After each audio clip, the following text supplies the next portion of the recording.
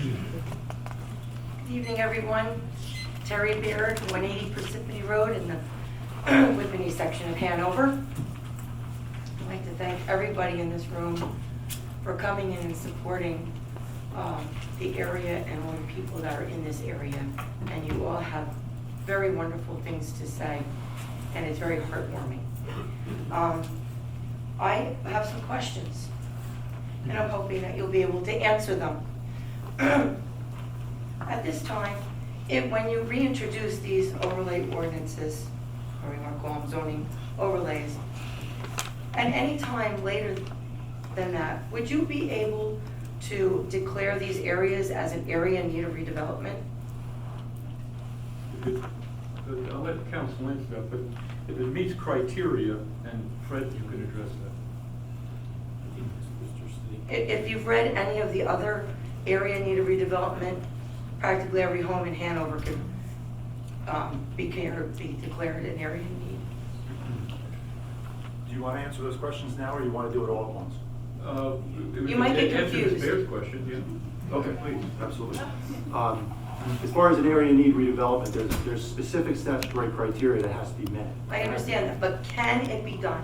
I No, mean, if well- it meets the need, so-called need, can these two overlay zones be declared an area in need of redevelopment? Now, you're saying if it meets the need of affordable housing, was If that it the meets the question? need of the criteria, No, just like well, if every it meets the house. need of the criteria, yes. But Okay, that's it all would I'm have to be about. an action of the council Right, yeah. in order for them to initiate the idea. Right. And so therefore, there would be that public process. And then at that public process, they would have the ability to declare it an area of need of redevelopment with condemnation, If it made sense. if it made sense at the time. The statute is available to any municipality. Right. And in 2025, when the unmet need is not met, how does that force the hand of the town or the court saying, well, here you have these overlay zones. Now, can the court come in and say, you need to take these overlay zones? No, to the best of my knowledge, that's never been the case. It's only been the burden to the municipalities to rezone, not to build, unless they're proposing, as you heard earlier, 100% affordable housing development. That's where if you institute a program such as that, you are obligated due to timelines to build that affordable housing. Okay, and I would also like to know, but there's area in between, and there's farmland between the two areas in these affordable housing overlay zones.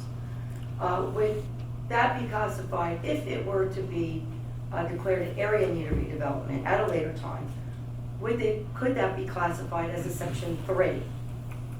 Is Section 3 under the rules? Yes, I would have to look at the property. I really couldn't answer that question. just by virtue, the section 3, just like Nico's became a part of the Pine Plaza. I really couldn't say. I would have to, I really can't answer that question without more information. I'm sorry. Okay. About the notice, I find that your noticing of, or the lack of noticing of people to be rather suspicious. Because on October 10th, you put these up for, these ordinances were presented.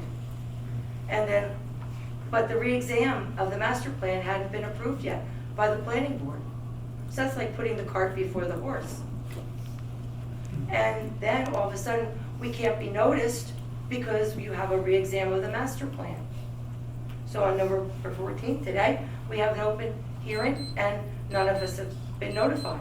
And if it hadn't been for me looking through the paper and finding a little legal ad, nobody in this room would know anything because the town lacks transparency. Everything is after the fact. They don't lay anything out about what's going forward. And I know that Jim Nyhart has stood here on the same podium and said the same thing, that the town is not transparent. You may say you're transparent.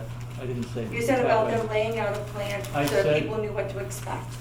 I said that I think that given how things are changing with social media and the how public fast. being more involved, that the town needs to really think about getting in front of this and being more transparent than, one, is legally necessary, and two, that they've done in the past.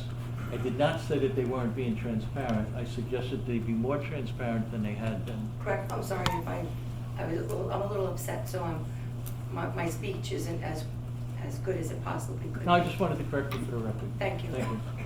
So, like I said, I find it very disheartening, and with the fact that all of our properties have been approached by a certain builder, I feel like there is a fox in the henhouse, and that, and now lo and behold, these very same properties are in an overlay zone.